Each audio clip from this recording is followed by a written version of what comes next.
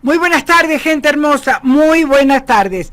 Bienvenidos y bienvenidas a esta nueva entrega de Sin Miedos en la Radio. Con todo el cariño, con todo el amor, con la cabeza muy abierta, con la propuesta de que podamos construir un bienestar permanente. Miércoles de especialistas, miércoles de colegas queridos, miércoles de personas que acompañan de forma solidaria este programa, y hoy tengo el gustazo de presentar a Germán Jurek, un compañero uruguayo, un colega uruguayo que más que colega es amigo, más que amigo es compinche, y que ha tenido la deferencia y la gentileza de acompañarme vía Zoom hoy desde Montevideo, Uruguay. Él tiene libros escritos sobre adicción, libros que suelo consultar con bastante frecuencia porque hay un tema que ya lo vamos a conversar. Y además, mi querido Germán tiene especialidades no solo en adicciones, sino también que es un experto en la terapia Gestalt, y además recorre el mundo, conferencias, talleres, etcétera, etcétera. Gracias, Germán, por acompañarme. Muchas gracias, mi querida Isabel, por esta invitación. Muy feliz de estar nuevamente en tu programa y bueno, un gusto realmente estar conversando contigo. Gracias.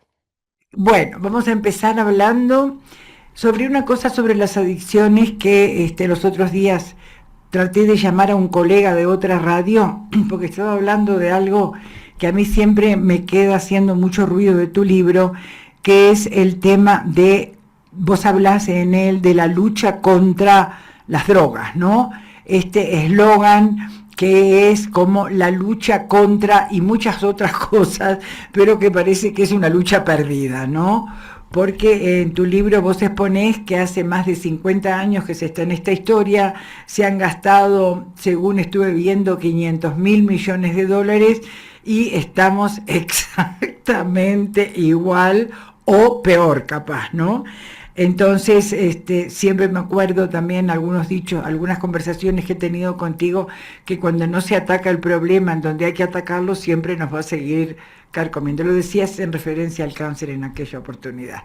¿Cómo es esta historia? ¿Estamos igual que 50 años o estamos más atrás?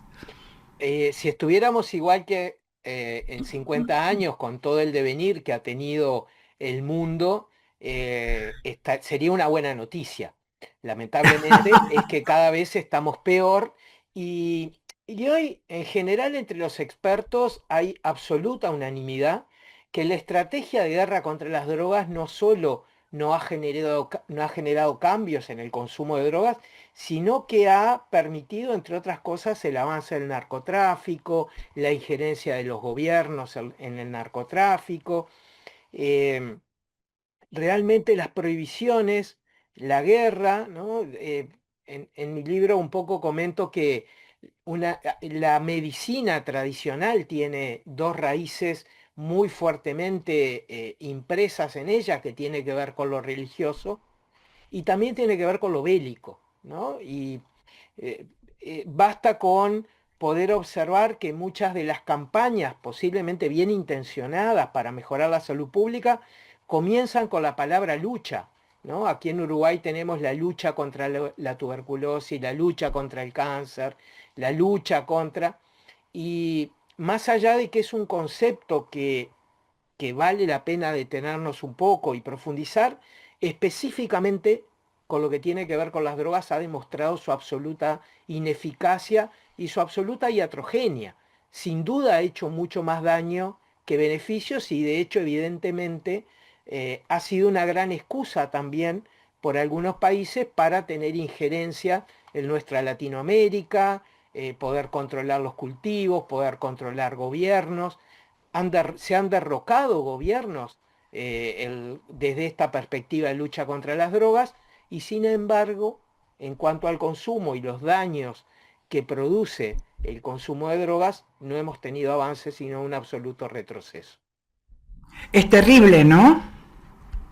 Es terrible y además es interesante cómo todavía nos cuesta mirar esto desde una perspectiva diferente. Y es un poco lo que está haciendo mi trabajo desde hace muchos años, en la clínica particular, al publicar libros, al dictar conferencias en distintos países y más recientemente al integrar como asesor la Secretaría Nacional de Drogas aquí en Uruguay, que es el organismo máximo rector de la política de drogas en el país.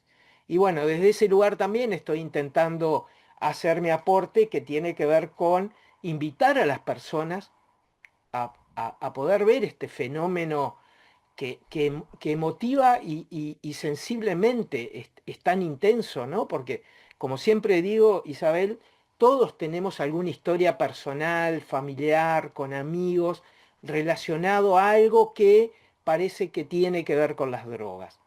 Y sin embargo, cuando empezamos a mirar el problema un poco más de cerca, vemos mucho más que un consumo de drogas y desde lo terapéutico, desde esto que también me une contigo, ¿no? Como profesionales de la salud, también nos abren nuevos caminos terapéuticos. Sí, hay un autor que a mí me gusta mucho que es Gabor Maté, ¿no? Sí, sí, sí. Lo adoro, lo amo a ese tipo, me encanta, me encanta, me encanta. A ver, mira, yo tengo una cosa muy clara, ¿no? Y la voy diciendo por ahí a los gritos o no. Y como estoy más vieja, ¿viste? Y estoy más, como que nada me importa de hablar lo que tengo que hablar. Entonces, digo, estoy mucho más. Bueno, las ventajas, viste que no todo lo terrible es terrible, sino No, no.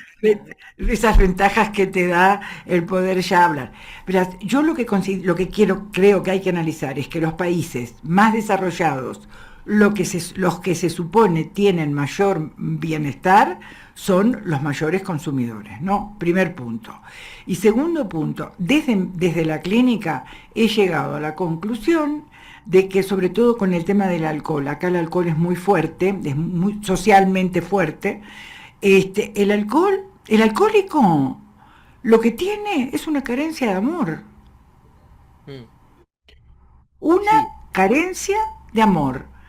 Es decir, si vos le curás la carencia de amor, el alcohol desaparece. Entonces parece muy loco por lo sencillo y de tan lógico que es, ¿viste? Pero en un mundo de ilógica y de falta de sentido común, las cosas lógicas parecen. Entonces, a mí me parece que el encare, no solamente coincido contigo, sino que también lo profundizo, es totalmente equivocado.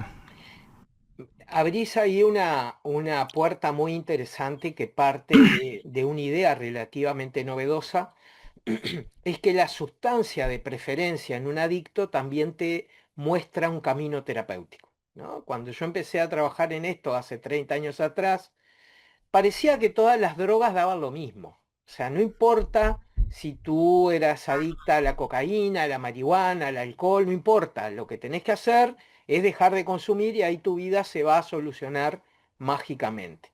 Ya sabemos que no es así, pero puntualmente en esto que planteas, Isabel, yo estoy absolutamente de acuerdo contigo.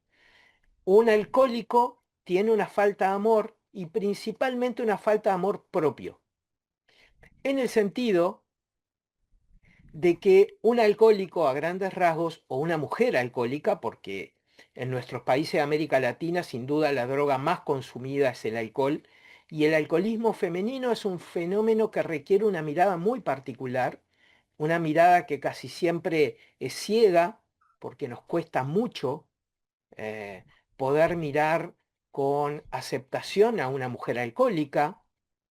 Tal vez nos resulta más fácil pensar en que tuvimos un papá alcohólico, un abuelo alcohólico, pero cuando esa persona es mujer, la mirada cambia, ¿no? Tal vez yo puedo decir mi papá era alcohólico, pero un buen papá.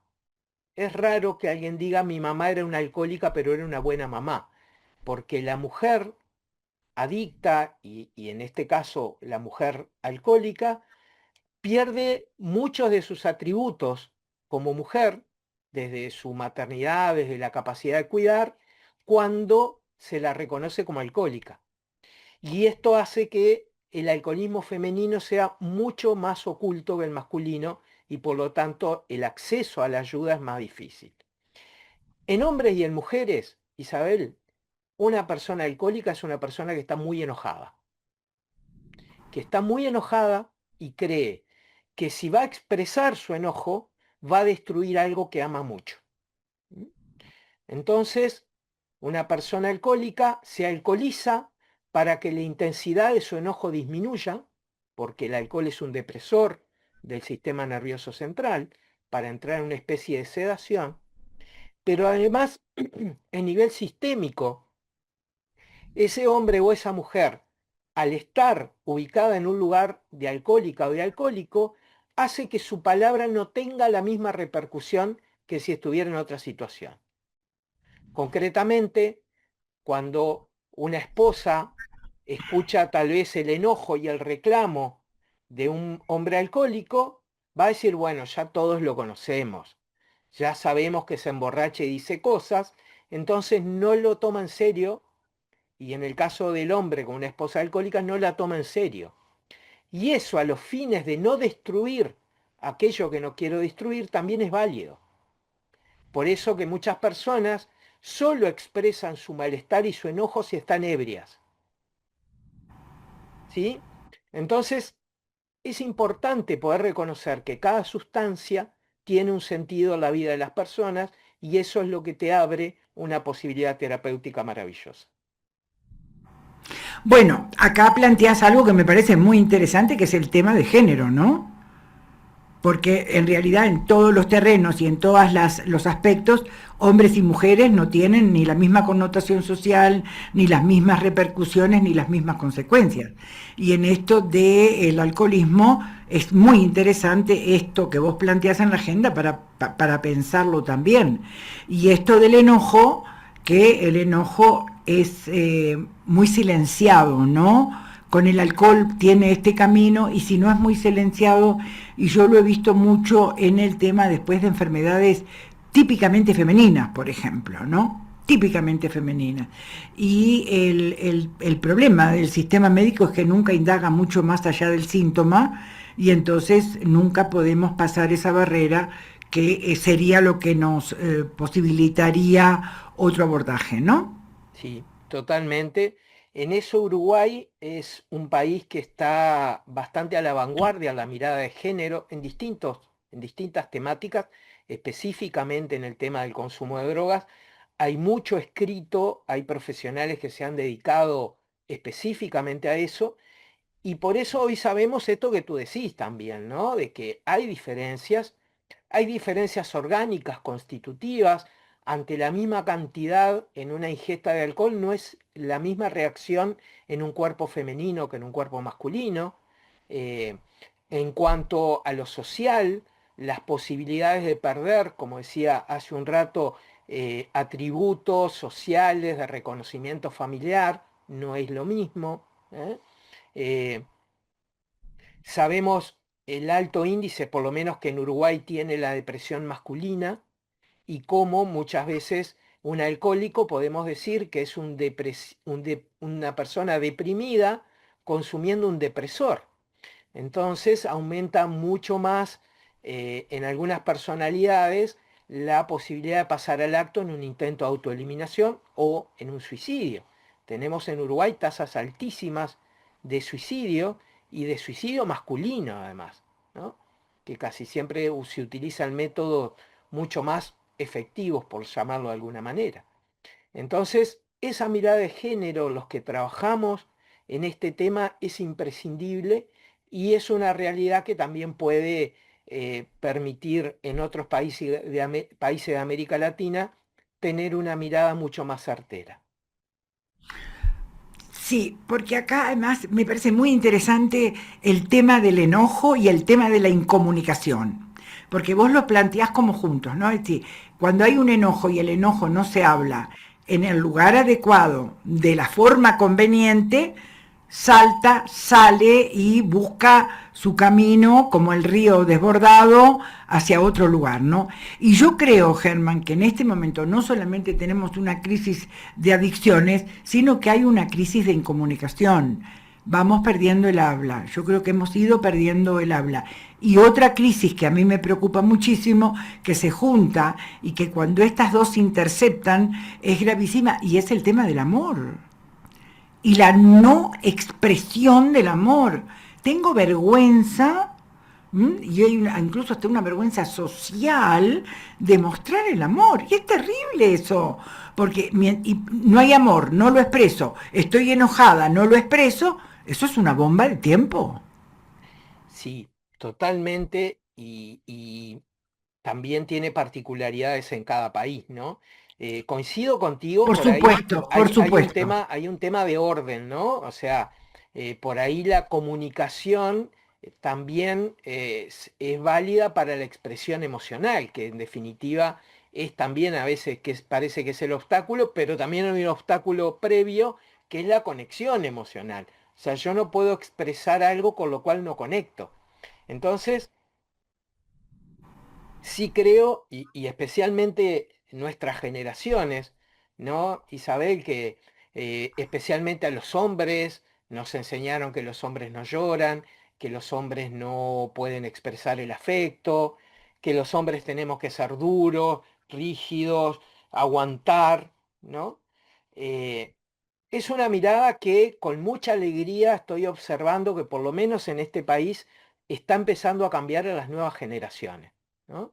Hoy sí, los jóvenes hablan mucho más de amor, hablan de emociones, muchas veces se permiten llorar, se permiten expresar alegría, y ahí es donde los que trabajamos en la salud tenemos mucho, mucho para trabajar reconociendo las particularidades en cada país.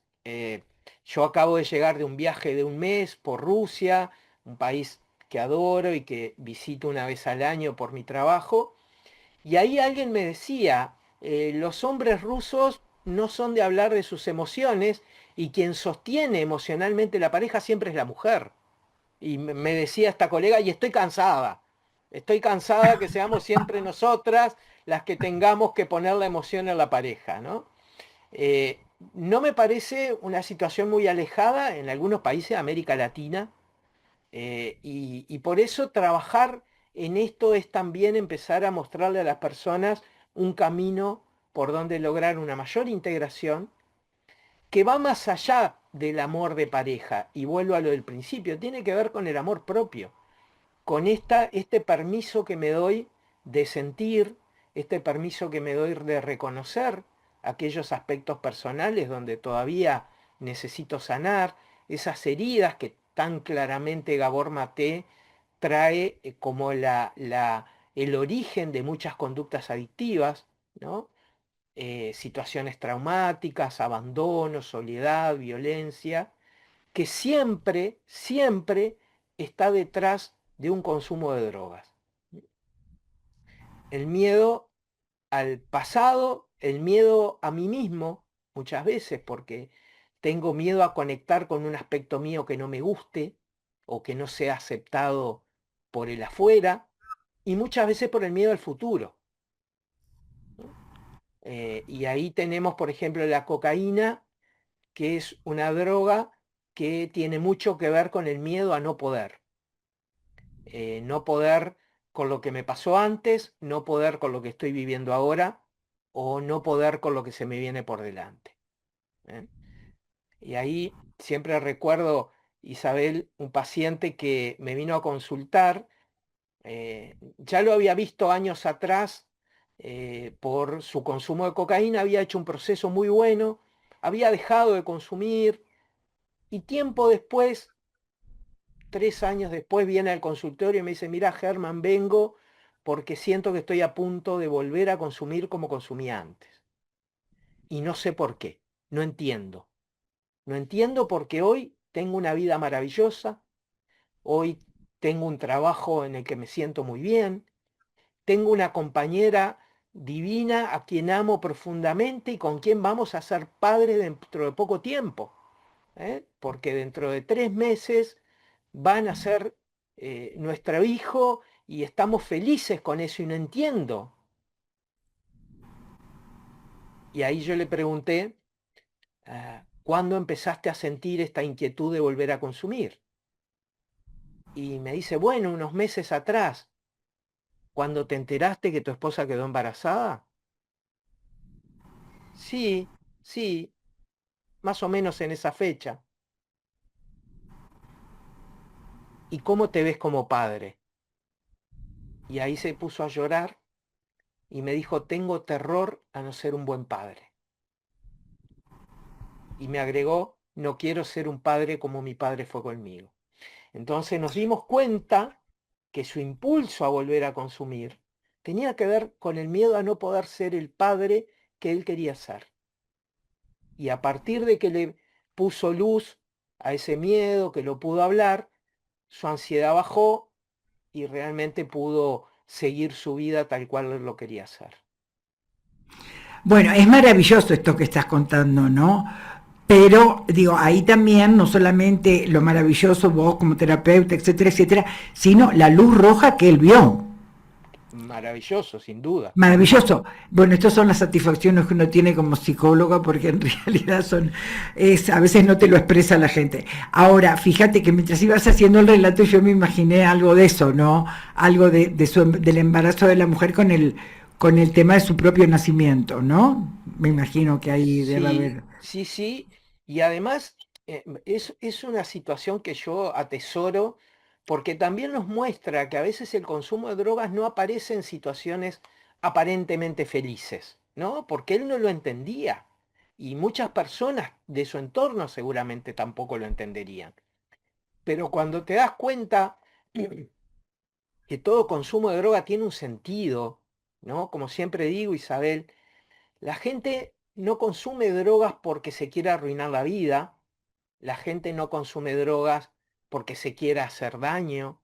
Esas son todos mitos que vienen de las estrategias sociales acuñadas durante la guerra contra las drogas. Esta idea de que las drogas son el enemigo a vencer porque vienen a destruir una persona. Y esa es una mirada muy miope y muy peligrosa porque no te permite ver detrás de un consumo de drogas el sufrimiento de una persona. Totalmente de acuerdo y creo que justamente desde nuestros lugares tenemos que ayudar a cambiar la óptica. Nos vamos a ir a un corte y luego nos vamos a ir a un cortecito musical, Germán, y ya volvemos con esta conversación tan interesante. Bueno, esto del paciente, porque además yo tengo algunas ideas que quiero que me ilumines, porque todo esto a mí me preocupa bastante por esto que te digo, además por la incomunicación en que estamos como mundo. Tengo toda una teoría de la demencia global, de la psicosis global, es decir, porque es una cuestión de demencia global. Claro, ustedes allá en el sur, digo, en esa tacita de plata que es nuestro país, pareciera como que, bueno, pero tampoco idealicemos ni vamos a romantizar el Río de la Plata, que ahí enfrentito nomás tiene un peligro. Vamos a conversar entonces en unos minutitos más, Germán, espérame ahí, no te desconectes, porfa. Estamos comunicándonos por Zoom, querida gente. Inicio de publicidad no comercial. Vamos aquí adelante y volvemos. Muy bien, seguimos aquí adelante. ¿Ya estamos al aire, Estefi? Ok. ¿Estás escuchando, Germán? Sí, perfecto, aquí Perfecto. estoy. Sabía que te iba a gustar, y además, como dice Sabina, no me pregunten del polvito mágico, no, del polvito no, de la hierbita mágica, dijo en una entrevista, ¿no? Y bueno, un genio, un poeta espectacular, ¿para qué? A ver, a mí lo que me preocupa, Germán, es que desde los gobiernos se destina un esfuerzo material, un esfuerzo discursivo, un montón de energía en este tema, olvidando, ¿no?, que todo eso se podría invertir para las causas de el tema de las sustancias ilícitas, ¿no? Porque el problema que si nosotros en el ojo del microscopio, en el campo del microscopio, no lo ponemos de manera adecuada, estamos actuando de manera inadecuada. Entonces, cuando yo veo los gobiernos que se juntan a firmar convenios para luchar contra el narcotráfico y para bla, bla, bla, bla, me desespero, porque se ha perdido absolutamente el norte. Se ha perdido el norte. Porque con eso está demostrado, y hace 50 años que está demostrado, que no dio resultado. No lo dio. Y lo que vos decís, estamos para atrás de hace 50 años. Y decime una cosa, Germán, ¿habrá cómo rescatar el pensamiento para la clase política? La pregunta del millón. Martini pregunta por un millón. Una pregunta muy amplia, ¿no? A ver, para poder elaborar una respuesta a esto que te preguntas, en realidad primero tenemos que hacer algunas precisiones. En general los gobiernos no luchan contra el narcotráfico. ¿Mm? Los gobiernos, vas a escuchar en muchas campañas políticas, que van a luchar contra la droga. Y son dos cosas conceptualmente diferentes, ¿no? Porque es muy fácil decir voy a luchar contra la droga, porque esa lucha no es una lucha concreta. Porque cuando digo voy a luchar contra la droga, ¿contra quién voy a luchar? ¿Qué significa luchar contra la droga? Voy a pegarle un balazo a una bolsa de cocaína, voy a agarrar un palo y voy a golpear a un cigarrillo de marihuana. ¿Qué es luchar contra la droga? Y como no tiene una representación clara esa frase, tampoco se puede evaluar si un gobierno lucha contra la droga o no. Luchar contra el narcotráfico es algo totalmente diferente. Porque el narcotráfico sí tiene caras visibles, sí tiene armamento, sí tiene una bala que te puede llegar o no, sí tiene dinero, armas, poder, y son pocos los gobiernos que enfrentan claramente al narcotráfico. Es más, hay mucha evidencia que en varios países también de nuestra América Latina, los gobiernos también son parte del narcotráfico. O sea, son parte de la ecuación. Siempre digo, en mi país, cada vez que aparece la noticia de, aquí en Uruguay, como tú sabes, la droga de alarma pública es la pasta base, ¿no? Que es una cocaína fumable. Cada vez que aparecen los medios, desbarataron una banda que traficaba pasta base, lo que sí está claro es que no desbarataron, sino que hubo cambio en cuanto a la estructura de poder. O sea, se asociaron con otros grupos de poder para derrocar a quien tenía el poder en ese momento y asumiera una nueva persona. O sea, no cambia en esencia el problema, cambian las caras. Y además en muchos países también de nuestra América Latina, el narcotráfico es un pilar importante de las economías de varios países. Esos datos están a disposición. Entonces, no es raro pensar que tal vez los mismos políticos que dicen a la prensa voy a derrotar a la droga, se alían con el narcotráfico para poder financiar sus campañas políticas, su poder, su estilo de vida. Entonces, para mí es importante hacer esa distinción. Luchar contra la droga es una lucha que en esencia no tiene nada, no dice nada. Luchar contra el narcotráfico sí implicaría reducir la oferta de drogas, poder anular algunas vías de tráfico, pero en los hechos la droga sigue estando, estuvo y estará entre nosotros durante toda nuestra historia, porque las drogas están desde el comienzo de la humanidad. Entonces tal vez lo que tenemos que aprender, más que luchar, es aprender a relacionarnos sanamente y lo más equilibradamente posible con sustancias que siempre van a estar al alcance de todos nosotros. Impresionante, impresionante la claridad, impresionante. Totalmente de acuerdo, ¿no? Y en estos discursos a veces vacuos, vacíos, que han vaciado de contenido, etcétera, etcétera, estamos como muy perdidos, me parece a mí.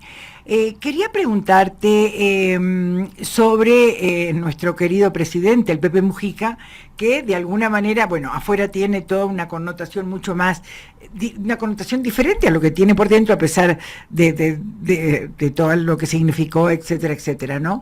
Pero, ¿cómo ves vos esa historia del Pepe cuando legaliza la marihuana? Porque ese hecho nos ha puesto en el mundo como Uruguay, país del primer mundo, ¿viste? El primer país latinoamericano que legaliza la marihuana, etcétera, etcétera.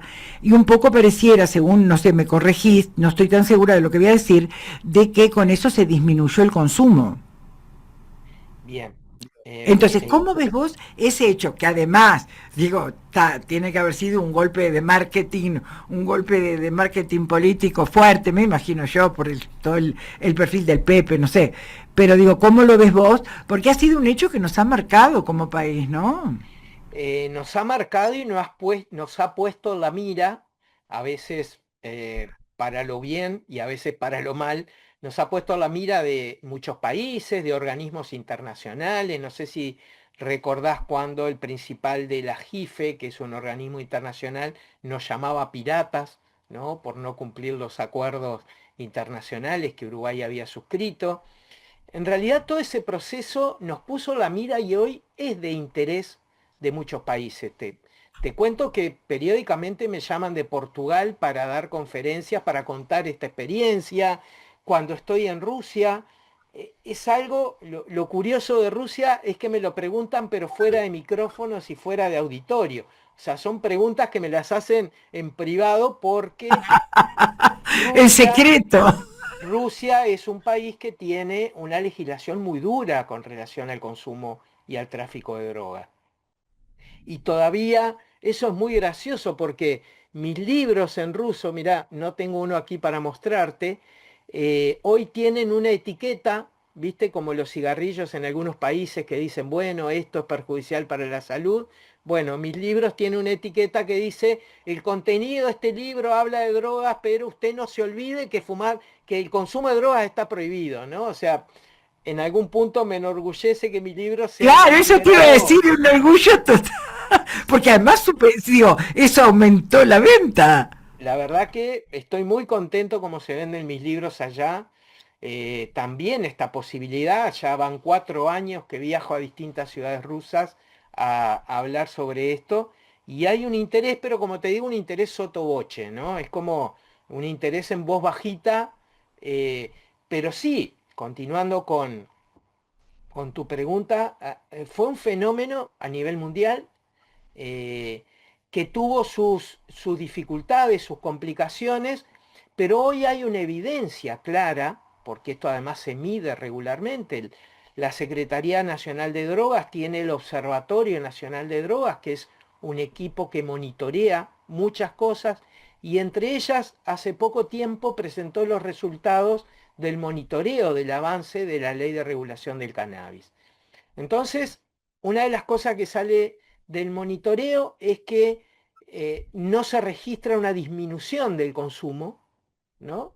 Lo que sí no se registra es el aumento exponencial que se preveía, ¿no? Que antes se pensaba que iba a haber, cuando, ¿no? Porque me acuerdo que en las discusiones previas a la ley la gente decía, bueno, pero los jóvenes uruguayos se van a volver zombies fumados de marihuana que van a andar por las calles cometiendo toda serie de delitos. Bueno, eso no pasó. No hubo un aumento exponencial en las consultas por problemas relacionados al cannabis. eh, no hubo un aumento, o sea, no disminuyó, pero tampoco hubo un aumento drástico en el consumo. El aumento que se registra es coherente con el aumento del consumo de drogas a nivel mundial, pero sí lo que apareció fue una posibilidad para aquellas personas que deciden consumir marihuana teniendo claro qué es lo que están consumiendo, ¿no? Que es uno de los aspectos claves de la regulación del consumo. Es ofrecerle a los adultos de mayores de 18 años un producto que es producido bajo licencia estatal, que es comercializado en farmacias, en base a un registro que tiene todas las garantías del secreto. Eso también fue una gran discusión, ¿no? Porque al principio la gente no quería, porque además, hoy ya no tanto, pero en esa época el consumo de marihuana era un acto vergonzante socialmente. Entonces nadie quería que la gente supiera que consumiera, pero eso se logró hacer un registro y esos datos están debidamente cuidados. Pero además, lo más interesante de todo esto, Isabel, y que siempre lo digo, es que a partir de la discusión de la ley del cannabis, en este país se habló sobre drogas como nunca en su historia. O sea, a partir de todo ese proceso, hablar de drogas en Uruguay dejó de ser tabú. Y eso es algo que en muchos países todavía nos miran con sorpresa, porque sí, Rusia es uno de esos países, varios países de América Latina todavía no tienen construido desde lo social los canales de comunicación que les permita hablar de esto desde una perspectiva no censuradora, no punitiva, sino más bien desde el aprender juntos a convivir con una realidad, ¿no?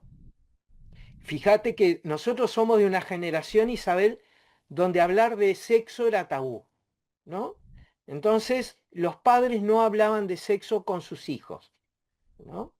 Eh, Mucho menos con sus hijas, por el corte machista que tienen nuestros países.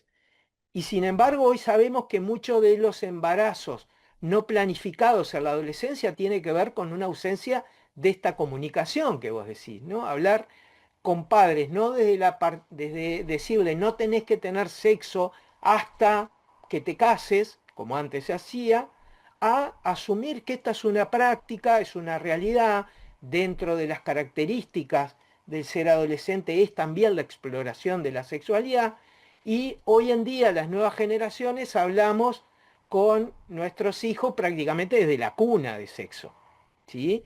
Y tenemos conversaciones y acompañamos a nuestras hijas al ginecólogo para hablar de métodos anticonceptivos, de barreras contra enfermedades de transmisión sexual.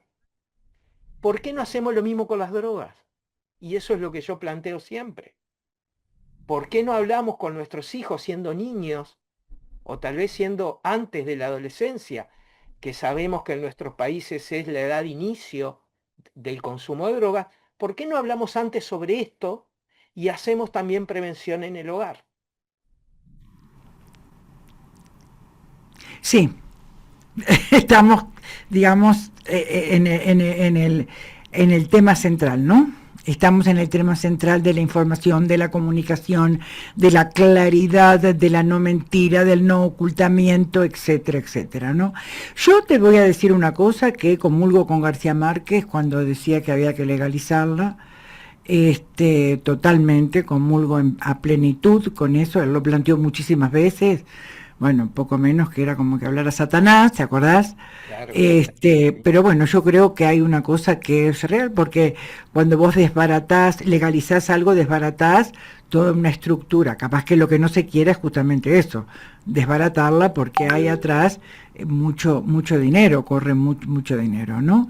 Entonces, me parece muy interesante todo esto que ha pasado en Uruguay, porque es como un ejemplo, porque con el tema del aborto, digamos, de la interrupción del embarazo, disminuyeron las muertes maternas, digo, de una manera impresionante, ¿no?